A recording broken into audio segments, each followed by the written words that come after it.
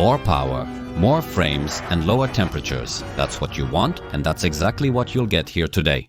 You clicked on this video in disbelief, but let me assure you, in this small gaming laptop, I managed to boost the GPU clock by an astonishing 98%, which naturally resulted in a higher frame rate, at times even up to 52% more frames per second. It's probably burning hot right now, so much that you can't even touch it. No, because temperatures dropped by up to 30 degrees and now the laptop runs quietly and smoothly. You might think, he drilled some holes all the way through and installed water cooling.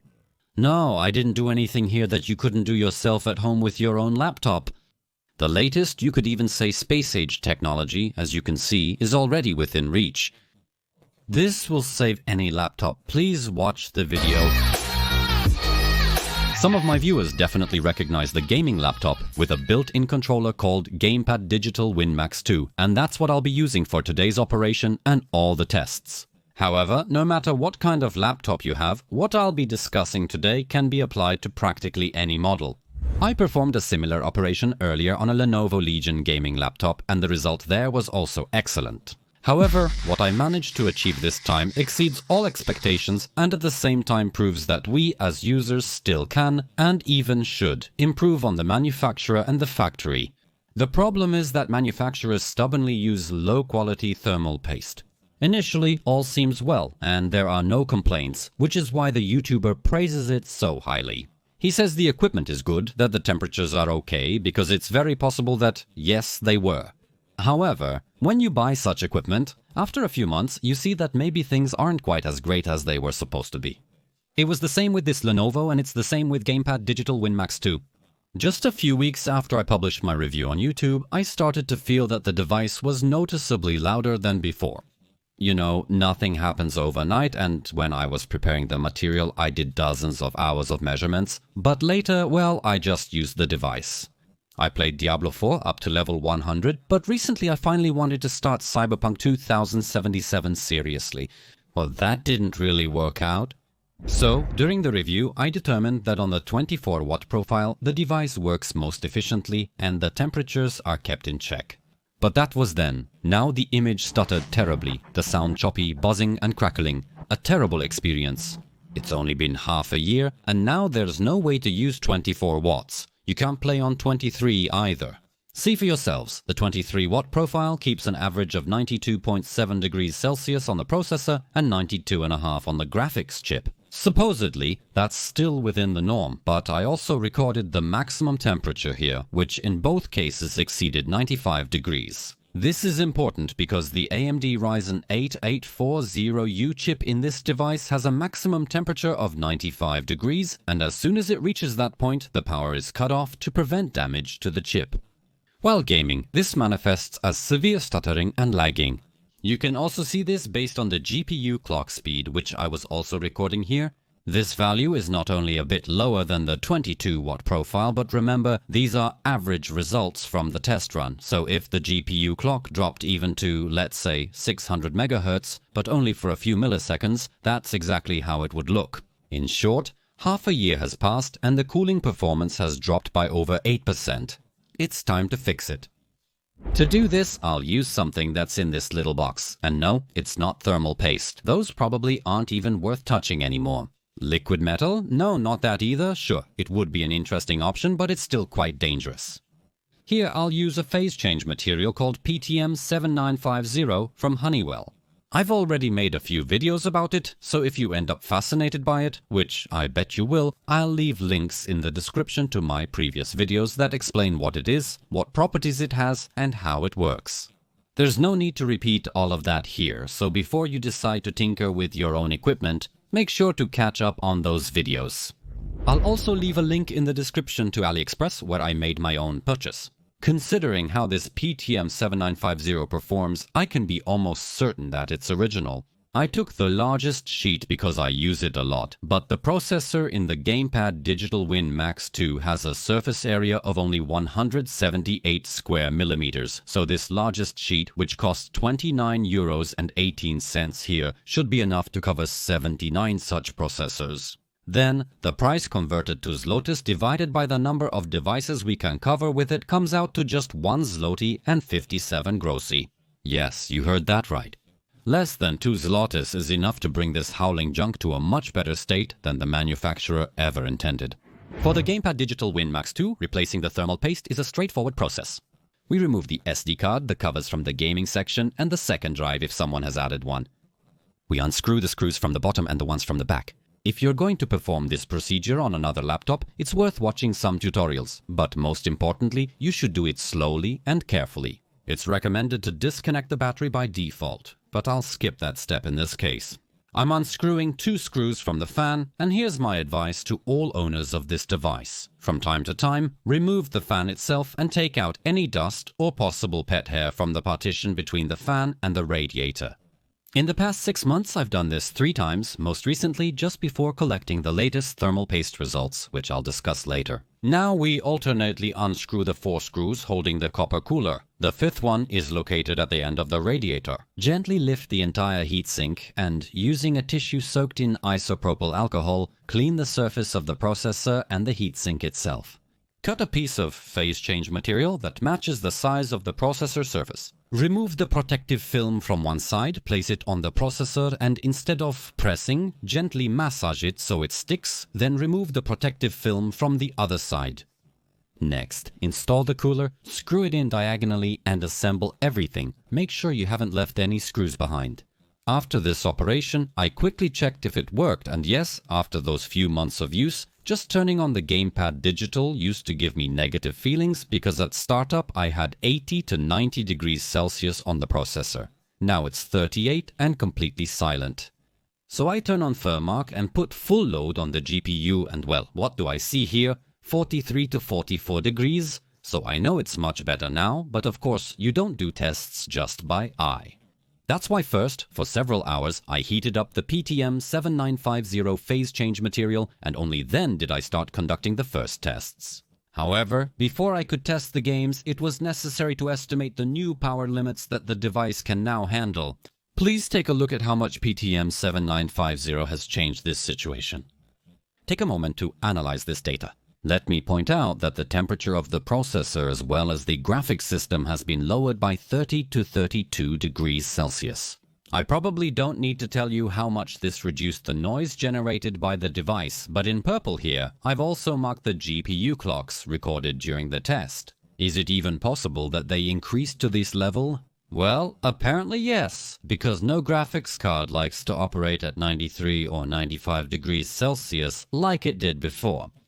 It doesn't matter if it's AMD, Intel or Nvidia. It just so happens that from 72 degrees the voltage to the chip is gradually reduced and as a result the clock speeds drop. And this way we have a quieter device that generates more frames, and normally you could end the video here, but I'm me and you subscribe to my channel because I like to exceed your expectations. So here you go, even more to digest, but don't worry. You can pause, send the link to this material to all your friends, let them be surprised by this data too, and only then take a closer look at it yourself. Completing all the tests to fill in this table took me many hours, so don't be a jerk and leave a like and a comment for reach. After all, it doesn't cost you anything and it helps the channel, but let's get to the point. No matter how much power is pushed, the temperatures remain at an ideal level, not just decent. Let's remember that Thermark is a power virus. Its job is to put maximum load on the system and generate the highest possible temperatures. According to the manufacturer, the default maximum power that WinMax 2 can handle is 24 watts, and here we have something like this. Look, even at 38 watts, the temperature is still pleasant, but just look at those clock speeds. Just a day earlier, in factory condition, I could, quote-unquote, run Thermark at 1225 MHz. Now I can enjoy a floating donut with the graphics running at over 2000 MHz. But as always, there's a catch. Well, PTM7950 proved its worth and allowed us to eliminate the bottleneck that was the crappy thermal paste. Let me give you a hint here. Both the central processing unit cooling system itself and this invention we applied would allow for stable maintenance of even 50 watts. Unfortunately, the component, or rather the section of components that's supposed to deliver power to the processor, can't keep up. Well, the VRMs, because that's what we're talking about here, were designed in this device to be able to feed the processor with those 24 watts, and the engineers probably gave it a little extra margin just in case. Here you can see that in my notes for the 38 watt profile, I wrote down voltage regulator module throttling, because after about 2 minutes of turning on the load, the power delivery section started to give in. At 35 watts, throttling also occurs, but only after more than 5 minutes, and that's with the room temperature at 21 degrees. At 33 watts, it's okay, but if the room temperature rises to around 25 degrees Celsius, the power delivery section can also start to throttle a bit. Nevertheless, I performed all the game tests using this 33 watt profile. To sum up, putting PTM 7950 in here lowered the temperature by 30 degrees, which in turn allowed us to increase the power. As we know, more power with lower temperatures allows for higher clock speeds on the graphics chip and the processor, but for the purposes of this material, and so as not to complicate things for you too much, I'll skip over that fact and just mention it in passing. So, what does this give us in games? First up is Horizon Zero Dawn. The first 2 measurements were taken with the original thermal paste, and the next 2 with PTM 7950. You can see that I also added the silent profile here. It just so happens that I personally used it very often, especially in these last few months, because the device had become so loud that I could barely stand it. By enabling the silent profile, Gamepad Digital by default drops the power to 15 watts, but I'll be honest with you, you can raise it to 18 and still play comfortably. After replacing the paste with a phase change material, you can now easily set the silent profile not to 18 but to 28 watts, and the AMD system temperatures will still remain low. To be honest, you can even set it to 33 watts, although the whole device gets quite warm then, so 28 is still 86% higher power consumption than the manufacturer recommends, so let's sometimes hold back our enthusiasm. But earlier, we had just under 31 frames, now it's 43 on the silent profile. That's a 41% performance increase, total madness.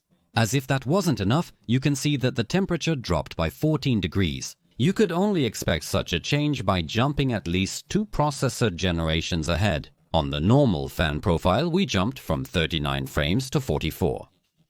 That's only a 13% higher frames per second now, but remember that it's the motherboard's power section that's keeping us at those 33 watts. If it weren't for that, we could even push 50 watts into this system. Of course, the performance curve isn't linear and the gain would be less significant, but there would probably still be some. Nevertheless, we can see that the temperature here has dropped by 19 degrees Celsius, and thanks to that, now on the normal fan profile, you can play very comfortably, because the equipment no longer sounds like a jet engine. It would be good for you to also pay attention to the orange bars. The values were added for informational purposes and do not match the x-axis, but they provide food for thought. Earlier, there was 830 and 1335 MHz on the graphics chip. How can you even compare, when after switching to PTM we have 2000? Let's now take a look at Cyberpunk 2077, the game that motivated me to improve the cooling in this device. I mentioned that I don't like playing with a howling gamepad digital in my hands, and previously, on the 18 watt profile, I had 30 frames per second. After this operation, it's already 38.6. That's a 30% increase, but there still aren't as many frames as I would like. The noise level of the normal fan profile is now much quieter than before, so you can easily play like this, but it still barely pushes 40 frames per second. What can I say? The game is simply demanding, and I also like higher resolution, so instead of 800p, I play at 1200 pi. The good news is that a new version of the Gamepad Digital WinMax 2 for the year 2025 should be coming soon, with a much more efficient Ryzen HX 370 chip, which could give another 30, maybe even 40% more performance. So if you don't want to miss that review, make sure to subscribe, definitely with the bell on, and add the website www.techmaniachd.pl to your bookmarks, because on YouTube alone it's easy to miss new content. Cyberpunk is a graphics-heavy game. Let's check the improvements in a more central processing unit. Intensive title. Assassin's Creed Valhalla requires a more powerful and higher clocked processor. Now, with the Honeywell PTM 7950 due to much lower temperatures and allowing more power, the processor clocks can reach new, never-before-seen heights. Ryzen 8 840U rewards us with such beautiful gains. On the silent profile, we see a wonderful, unprecedented, almost 52% increase in frame rate. Previously, with just under 28 frames, it was hard to play, but at 42, you can definitely play a title like this. Previously, with the fan rolling at 22 watts, we had 35.5 frames. Now, in almost complete silence, 43.5. That's a 22% increase, while simultaneously lowering the temperatures by 19 degrees. I consider something like that a truly excellent result. Everything's great, but now I have one serious question. So why do manufacturers use such crappy thermal pastes? Do they do it out of stupidity, ignorance, or just to cut costs? Even if something like PTM 7950 would cost them, I don't know, 1 zloty more, is it really worth ruining their reputation over such a trivial thing? Or is it about more? After months, the device howls, after a year it overheats and burns out. Then what? Will you buy a new one? Is that what this is all about? Or maybe there's something I don't know about. If so, then please explain it. Please share your thoughts on this topic in the comments. If you enjoyed this content, remember to like the video and check out my website www.techmaniacsd.pl for more engaging material easily found through the user-friendly menu.